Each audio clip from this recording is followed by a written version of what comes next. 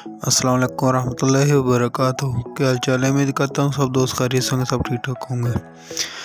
तो मैं आज गया था, हमारा व्लॉग है, जो जूती खरीदी है मैंने शादी के लिए, शॉपिंग करने के लिए गया था। मैं ज़िंदगी में पहली बार इतना घुमा फिरा हूँ। ये देखें, मैंने जो खुस्सा है वो रखा हुआ था मेहंदी के लिए, ठीक है।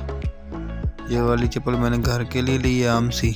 दुकानें काफ़ी फिरा हूँ, मुझे चप्पल जो है ना वो बहुत मुश्किल से मिली है। पेशावरी चप्पल जो होती है खेड़ी, ये दुकान में जूते तो बहुत लगे पड़े थे। असल में आ रही है सर्दी की वैरायटी बहुत ज़्यादा है। गर्मी की अब ख़त्म की जा रही है, सर्दी की ज़्यादा शो लगाई जा रही है, जैसे कि बंद शूज़ हो गए या सैंडल वगैरह हो गए। काफ़ी जगह गया हूँ। जो पठान भाई था, इसको ही काफ़ी तंग किया है। जूती दिखाता रहा, जूती इसने काफ़ी अच्छी दिखाई है, लेकिन मैं चाहता प्योर ब्लैक में हो। मुझे पसंद है वो, तकरीबन हर कलर के साथ, हर कपड़े के साथ मैचिंग कर जाती है, जैसे ये। लेकिन ये